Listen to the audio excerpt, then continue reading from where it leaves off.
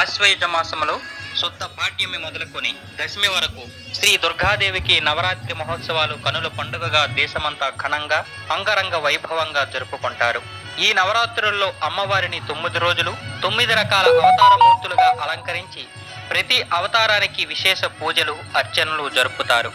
దశమి నాడు శ్రీ రాజరాజేశ్వరి దేవిగా కనకదుర్గాదేవిని అలంకరించి అర్చిస్తారు. ఈ 9 రోజులు రోజుకొకరి చొప్పున రాక్షసులను సంహరించి దశమి రోజున శ్రీ రాజరాజేశ్వరి దేవిగా భక్తులకు ఈ అమ్మవారు దర్శనమిస్తారు. ఇక్కడ చరిత్ర చూసినట్లయితే పూర్వకాలంలో ధనుపుత్రులైన రంభ కరంబులనే వారు సంతానం కోసం ఈశ్వరుణ్ణి గూర్చి ఘోర తపస్సు చేశారు. కరంభుడు నీటిలోను, రంభుడు పంచాగ్నుల యందున తపస్సు చేస్తుండగా ఇంద్రుడు మొసల రూపంలో వచ్చి కరంబన్ని సంహరించాడు.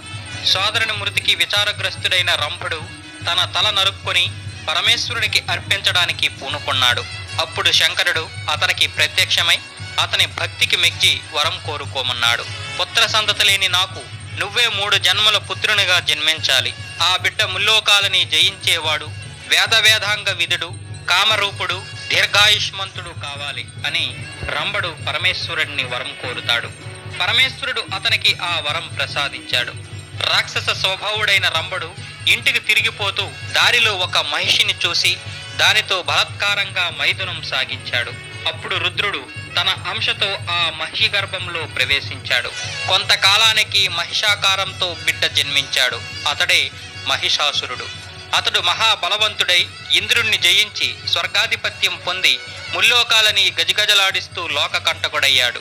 ఒకసారి మహిషాసురుడు కాత్యాయన మహర్షి ఆశ్రమానికి వెళ్ళి అక్కడ స్త్రీ రూపం ధరించి మహర్షి శిష్యుని బాధిస్తూ ఉండడంతో మహర్షి ఉగ్రుడై స్త్రీ చేతిలో నీకు మరణం సిద్ధిస్తుందని చెప్పించాడు. అయినా ఆ అసురుడు తన దుష్టబుద్ధిని వీడక స్త్రీలని, సాధు పొంగవలని, దేవతలని, ఋషులని బాధిస్తూనే వచ్చాడు. అప్పుడు దేవతలంతా కలిసి ఆదిశక్తిని ప్రార్థించారు. ఆ దేవి ఉగ్రచండి అనే పేరిట ఉద్భవించి మహిషాసురుణ్ణి సంహరించింది. మరో జన్మలో మళ్ళీ ఈ మహిషాసురుడు రంభుడి పుత్రుడిగా పుట్టి తన దానవ నైజంతో దేవతలను పీడిస్తూ ఉంటే ఆ దేవతల ప్రార్థనపై ఆదిశక్తి భద్రకాళి రూపంలో అవతరించి మళ్ళీ మహిషిని మట్టుపెట్టింది.